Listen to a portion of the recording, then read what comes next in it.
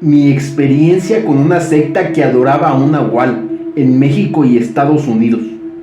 Hola Pepe, te quiero platicar una historia que me sucedió cuando estuve viviendo en Estados Unidos. No me gustaría desprestigiar a nadie, ni tampoco busco generalizar a todos los cultos. Veo tus videos y quiero compartir aquella terrible experiencia que viví dentro de un círculo de adoradores de un falso dios.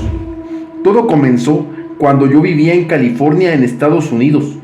Yo trabajaba en la morgue de un hospital. En cierto momento hubo un cambio de administración y el nuevo jefe de recursos humanos era racista.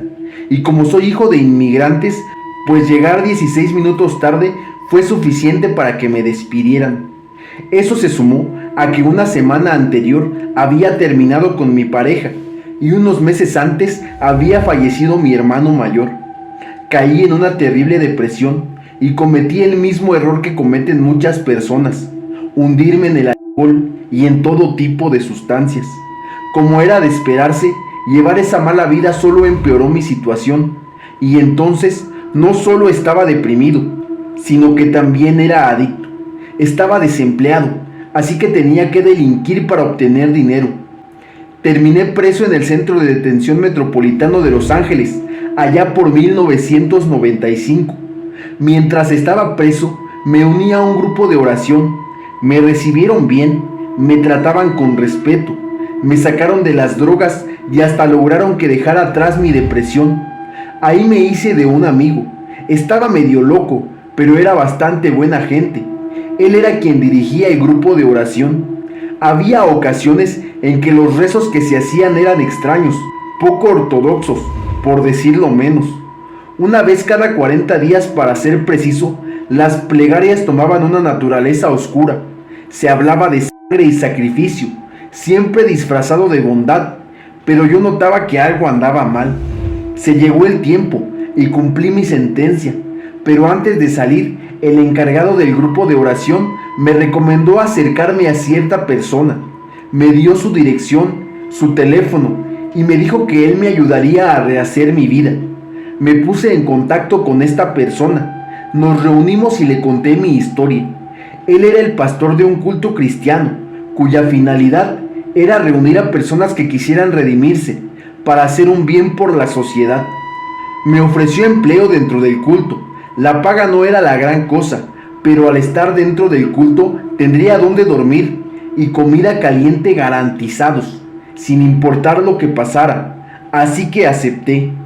Un matrimonio de ancianos guatemaltecos me apadrinaron, literalmente me adoptaron como su hijo. Mi trabajo en el culto siempre era diferente. Algunas veces iba a brindar apoyo a un refugio de animales que era parte de la fundación de la mujer del pastor, y en ocasiones repartía folletos. Cada 15 días tenía que pasar a recoger la donación de algunos miembros importantes del culto. No de todos, por supuesto.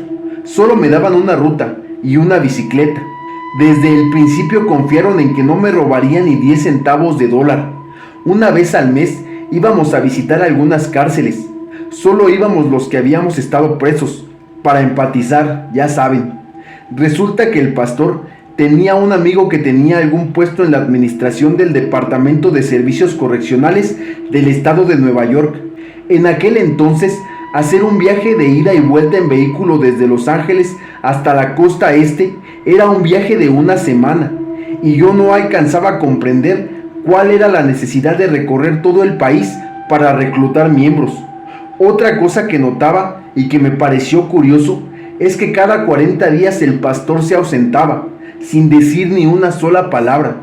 Con el paso del tiempo me fui ganando cada vez más la confianza de los círculos más altos del culto, que resultó ser más grande de lo que yo pensaba. Había políticos involucrados. Ese es el motivo por el cual no puedo dar demasiados detalles. El punto es que llegué a estar tan metido en el culto que ya hasta tenía gente trabajando para mí. Tenía un buen sueldo, me pude comprar un auto, pero jamás se me permitió tener casa. Yo tenía que seguir viviendo con el matrimonio de guatemaltecos, y yo estaba encantado de la vida. Era feliz estando dentro del culto. Ellos eran mi familia. En una ocasión llegó la policía a la casa del pastor a realizar un cateo. No pasó a mayores, pero ahí comenzaron levemente a encenderse esas señales de alarma. Ese mismo mes, el pastor me dijo que había llegado el momento de que el culto trascendiera fronteras. Me envió a Monterrey como misionero para reunir gente, aunque me aclaró que las personas que yo iba a reclutar no entrarían a formar parte del culto, sino que ellos serían parte de otra cosa, que los ofreceríamos a Dios. No tenía ni la más mínima idea de qué significaba eso exactamente, pero si tenía que ver con Dios, yo supuse que era algo bueno, aunque en el fondo tuve una sensación, la misma que sentía cuando en el grupo de oración las cosas se tornaban un tanto oscuras. El pastor fue muy específico sobre a quienes podríamos reclutar. Nada de menores de edad, tampoco personas estudiadas, y muchos detalles de ese estilo. Lo que sí es importante mencionar es que me dijo que nada de folletos, todo tendría que ser de boca en boca. Me dio 40 días para reclutar a la mayor cantidad de personas posibles. Yo me paraba en calles transitadas, a la espera de ver a alguien que encajara en el perfil que me habían asignado. Pasaban días enteros en los que no conseguía nada. Yo podía estar ahí esperando hasta por 12 horas, pero cuando se me acercaba a alguien, lo convencía. Venció el plazo. Yo junto con las 17 personas que había conseguido, nos reunimos con el pastor en una casa particular. Hubo una charla y luego entró un grupo de personas encapuchadas y a los 17 los amarraron y les cubrieron la boca. No les taparon los ojos, luego se los llevaron. Yo estaba completamente impactado ante semejante cosa. No entendía nada de lo que estaba pasando. El pastor me tranquilizó diciendo que había ocasiones en las que Dios necesitaba sacrificios. Me lavó el cerebro completamente para convencerme de sus locuras. Esas 17 personas iban a morir, porque según el pastor, solo así su alma podría ser salvada, y eso les aseguraría su entrada al cielo. Viéndolo en retrospectiva, entiendo que es absurdo, pero en ese momento yo estaba totalmente engañado por las increíbles habilidades manipuladoras del pastor. En aquel momento no supe cómo, pero sé que esas personas fueron desvividas. Después de ahí me enviaron a Michoacán, Veracruz, Puebla, Guanajuato y Jalisco. Durante 8 meses estuve juntando personas para que el culto pudiera hacer sacrificios para su Dios. Finalmente, una tarde, completamente abrumado por formar parte de tanta muerte, cuestioné al pastor y la supuesta voluntad de Dios. Obviamente el líder no lo tomó nada bien. La cara que me puso jamás se la había visto. Era una mezcla de enojo y decepción. Su mirada era electrizante y atemorizante. Me dijo que solo los débiles dudan, pero que si necesitaba ver para creer, pues así sería. Fui enviado una vez más a reunir gente, con la promesa de que yo sería testigo de la voluntad de Dios, para que pudiera entender la importancia de lo que hacía. Fue en la Ciudad de México, hice lo mío, conseguí personas, pasaron los días y nos reunimos todos con el pastor. Al igual que la vez anterior, hubo una charla, y como siempre, al final entraron los tipos encapuchados, solo que ahora también yo fui amarrado. Nos subieron a todos a una camioneta, nos aventaron unos sobre otros, sin importar que nos lastimáramos. No tengo idea de a dónde nos llevaron, pero estuvimos dentro de esa camioneta varias horas. Ninguna de las personas me reclamó, pero era porque todos teníamos la boca tapada. Aún así, yo sentía que me maldecían. Luego nos bajaron de la camioneta y nos aventaron a la caja de un tráiler. Estuvimos tanto tiempo en ese tráiler que hasta me quedé dormido. Cuando desperté, seguía en movimiento. Finalmente nos bajaron. El tráiler se había detenido en la orilla de la selva. Con arma en mano, nos hicieron adentrarnos hasta llegar a una casa. Adentro había un montón de gente encapuchada. Nos metieron a un cuarto oscuro y ahí nos dejaron un buen rato. Luego llegó el pastor, se me acercó y me dijo que ya era hora de conocer a Dios.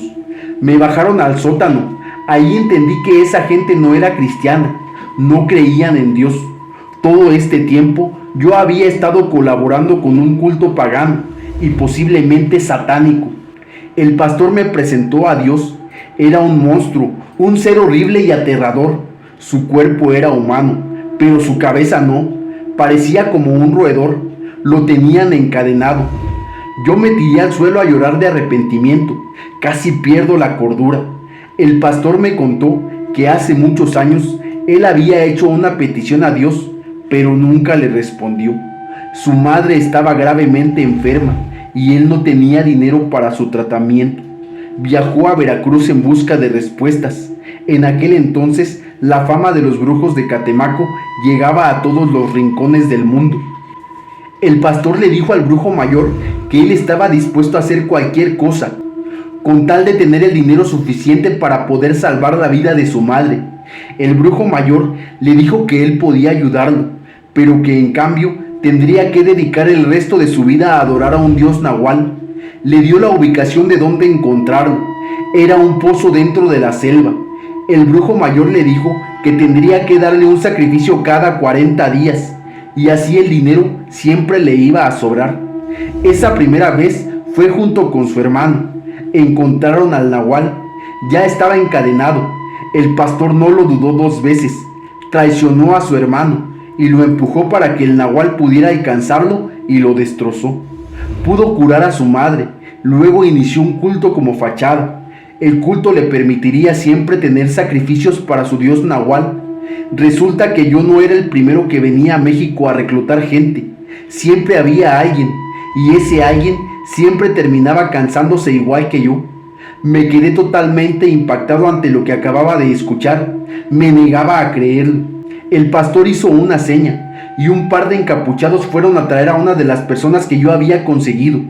Delante de mí se lo entregaron al nahual, y me obligaron a ver. Uno por uno, las 25 personas fueron desvividas. No todos fueron devorados por el nahual. A algunos simplemente los desvivía. El olor a putrefacción era penetrante y me hacía desmayar, pero me despertaban para que yo atestiguara todo. Luego de un tortuoso y largo tiempo, aquello terminó. Todos habían sido desvividos. Yo estaba en shock. Creí que era mi turno, pero no. El pastor me dijo que me dejaría vivir. Sabía que yo no iba a hablar, pues en cierta forma yo era cómplice de todo. Me sacaron de la casa y me dieron 10 segundos para correr. Me amenazaron con que si me alcanzaban o si me volvían a ver cualquier otro día, me iban a desvivir. Estuve escondido por más de 1 año. Desconozco si al día de hoy ese culto siga activo, pero tengan cuidado de en quién confían.